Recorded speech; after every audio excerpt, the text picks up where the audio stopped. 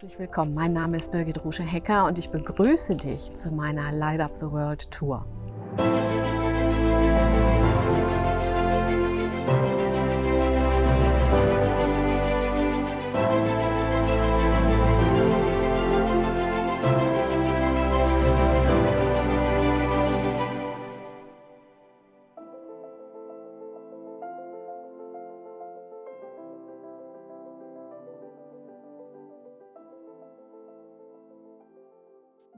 Hallo und herzlich willkommen. Diesmal sitze ich nicht mit meinem Bus hier, diesmal sitze ich nicht mit Fucho hier, sondern weil ich heute einen ganz besonderen Gast habe, der mal eben nicht so leicht erreichbar ist, haben wir ausnahmsweise den Weg über den Screen gewählt. Nächstes Jahr werden wir uns hoffentlich live in Mexiko sehen, aber heute begrüße ich mit ganz, ganz viel Vorfreude die liebe Béata Alföldi. Hello, Béata. Nice to have you here on the screen. Hello, my darling. How are you? How are you? It's so nice to connect after such a long time. Yeah.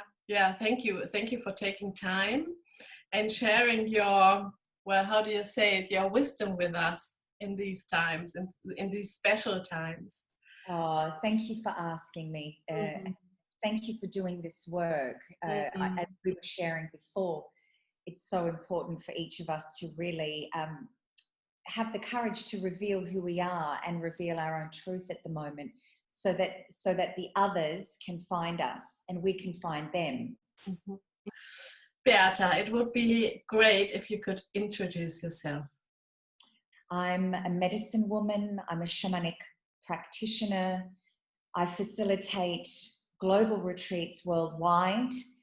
My passion is to really support individuals in transforming all of the stories that keep them really stuck and small in their lives, and understanding that these very painful and difficult journeys that we all inevitably go through as human beings can be a catalyst for profound empowerment and transformation in our lives, if we understand and take responsibility for the role that we have chosen in inviting those journeys into our lives. So really reclaiming the gift within all of the dark journeys. I feel that is one of my specialties, because of, as you know, what I have traversed within my own life. As you know, the death of my son 9 years ago, and my mother, my divorce, all of these things, the loss of my finances, and then the consequent claiming of my path and my service in the world has really has been the greatest blessing in my life, as you know. And now you know I'm writing a book about this to support others in their own healing of grief, and to support individuals to also look at death in a very different way, and realize that it is just one of the greatest transformations that we will ever go through. And it really is our transformation in returning home. So that is what I do in the world, a part of what I do.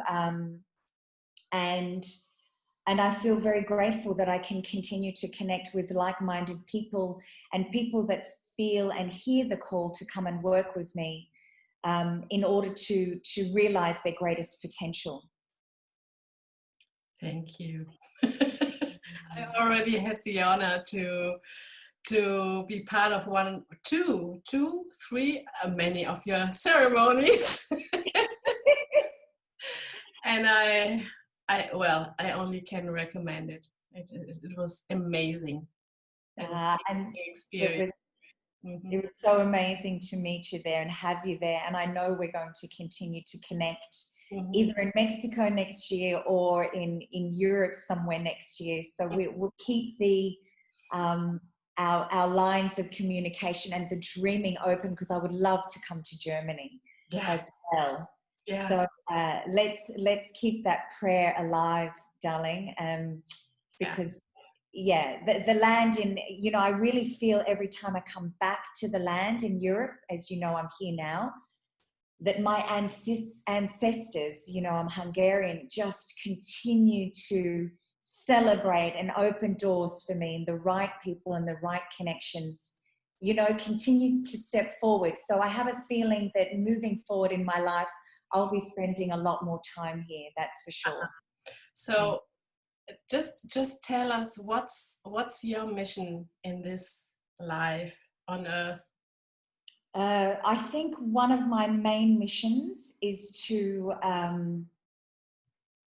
really support people in understanding who they are, where they're going, and also their connection to the divine or to the universe, in relationship to the totality of life. Mm-hmm. So, as you know, my work is very much focused around deep personal transformation. And for me, that is where everything begins. Once we understand who we are and our connection to everyone else and everything else on this planet, then we can begin to share our own authenticity from that space. So for me, it's very important for people to understand and be aware and embody their own sovereign essence, because when a person is sovereign, they connect in with their own truth first, and then from that space of their own truth, they radiate that authenticity out into the world, and they're less affected by anything that is going on in the outside. And I think this is the next step of our evolution, is to understand that we are a spark of the divine, and how, when we embody that essence, how can we bring that essence into the world for the betterment of humanity and animals as well as the planet. Yeah. Absolutely. Yeah. I just really had work to manage my heart. It was already bursting by listening to your words. And every cell remembers our ceremonies. Oh, look, you know, same. And I always say to people, when we connect in those sacred spaces together and we share so much of our energy and our hearts, mm-hmm. and our love, our joy, our pain, mm-hmm. you know, I think these connections that we have with each other, it lasts lifetimes. It does. Lifetimes and lifetimes and lifetimes. And when we meet in those sacred spaces, in sacred ceremony, and we reveal so much of ourselves to each other, to sometimes to strangers, as you know, that we've never met before, our pain, our joy, everything. Those connections are what I call the deep soul contracts. Yes. That we are meant to meet in those spaces. We've met many, many lifetimes before in those spaces, and we will continue to meet in these spaces to elevate our own consciousness as well as the consciousness of the planet. Yeah. So true. So true. And we become family, don't we? We're soul family. Yeah. Worldwide family. Yes, exactly. And it keeps growing and it keeps expanding, which I'm so grateful for. Yeah. So heartwarming. Yes, exactly. So true. Do you have 2 or 3 advices for people who listen, who are watching, what they can do to find a good connection to themselves, to their soul, to embody?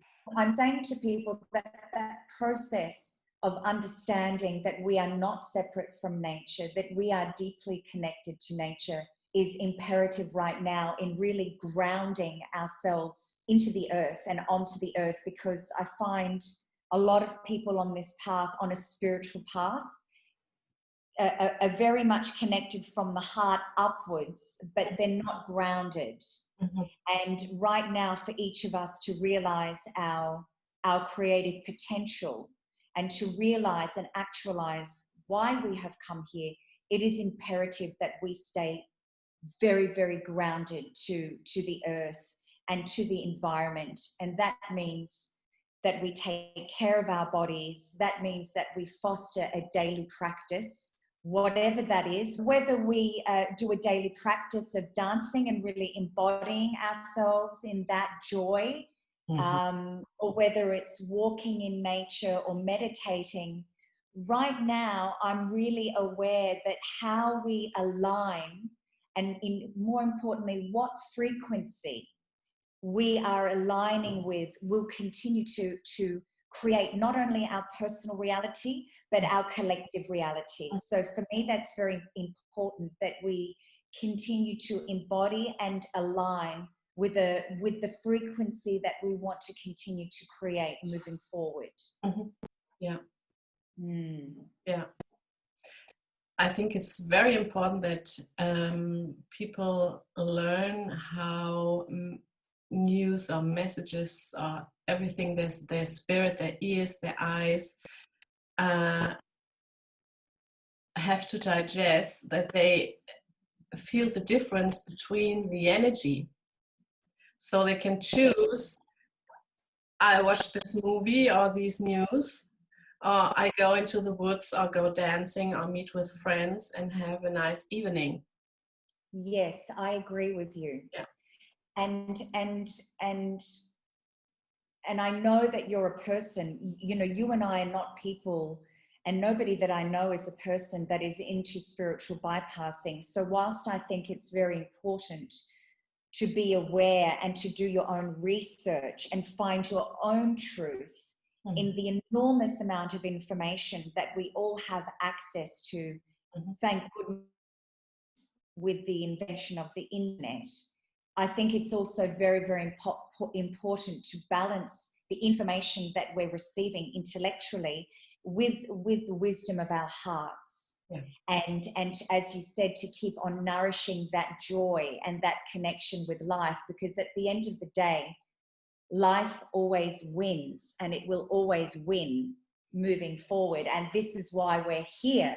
This is why we've been born at this time, to remember the light, to remember the love, to remember the compassion that connects each one of us to our humanity. Yeah. How would a light our world look like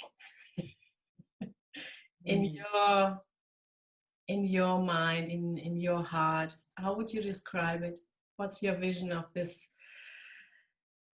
world? Yeah. World when it's healed? For me, it will look like a respect for each other's differences, greater compassion for each other, as well as our animal kingdom, as well as the environment. It will look like more conscious men and women in positions of power, in government, in corporations, in the religious sects, and a deep fostering and nurturing of the importance of our connection to our own spirituality. That is not based on religion, that is not based on color, on location. It is really based on a deep awareness of our shared spirit. And that is the spirit of all life, the oneness of all life that runs through everything, every tree, every rock, every animal, every human being. That would be a huge sign for me that we have really moved out of this huge cycle that we have been in for the last 26,000 years, and that we have really stepped into a new paradigm.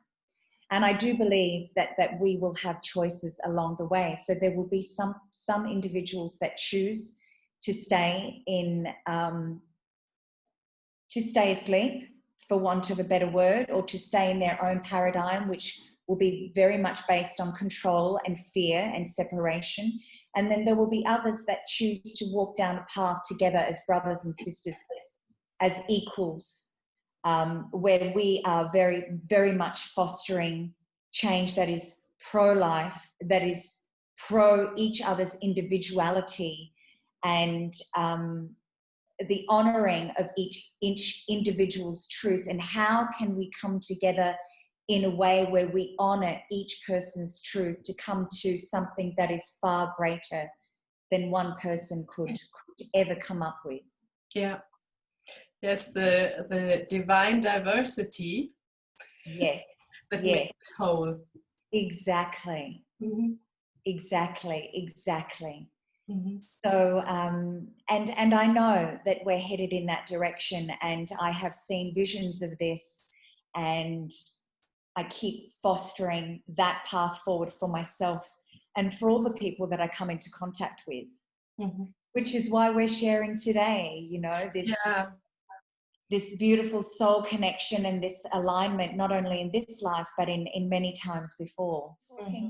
What we're going to be talking about, and what we have been talking about, you know, this is a part of creating our realities, because everyone was so nervous about me traveling from Mexico, for instance, to Warsaw, to Poland recently. And I just knew that I would be given safe passage, and I was. And so I have to say that my freedoms as far as travel go have not been too restricted. And I think that's because of the energy that I'm carrying, and I'm not sitting in that space of fear.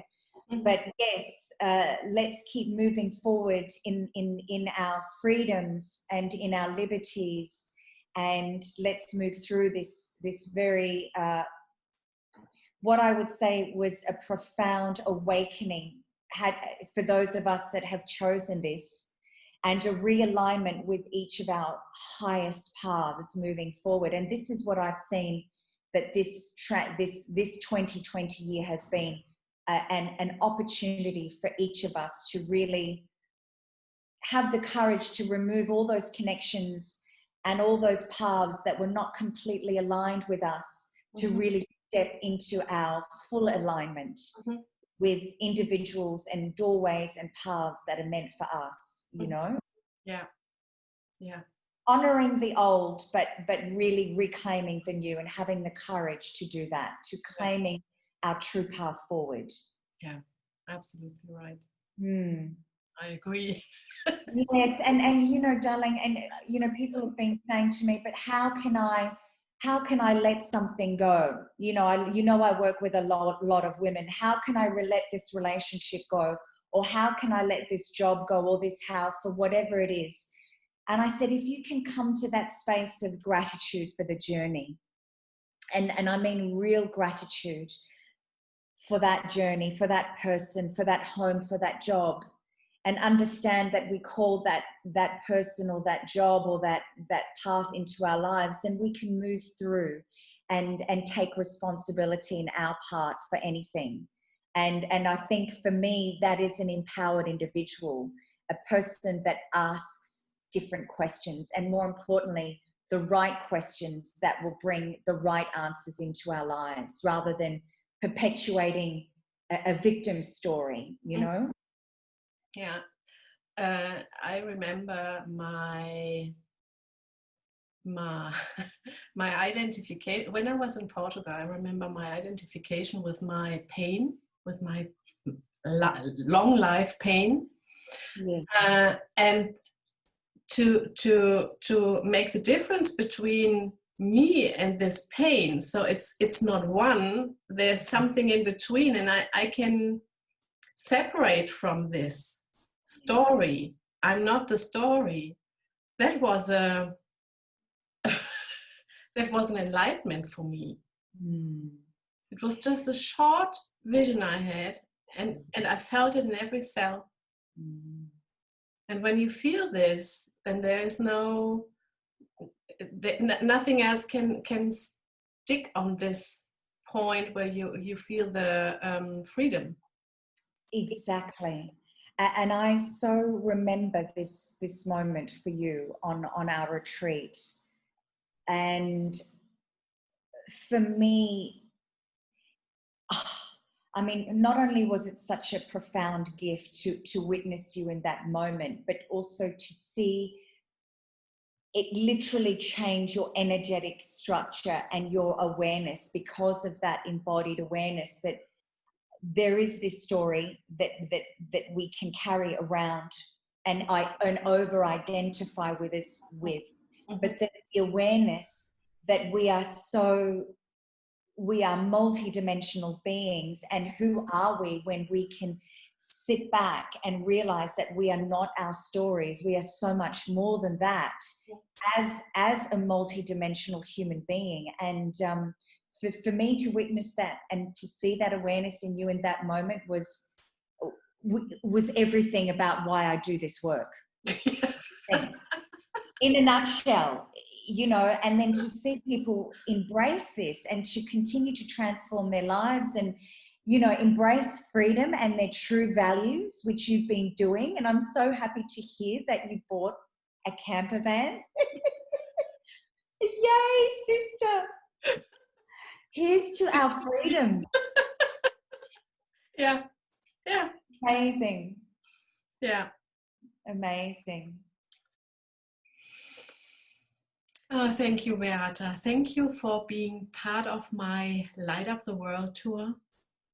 Have a good travel back to Mexico, back home. And I hope to see you soon in Mexico. Thank you.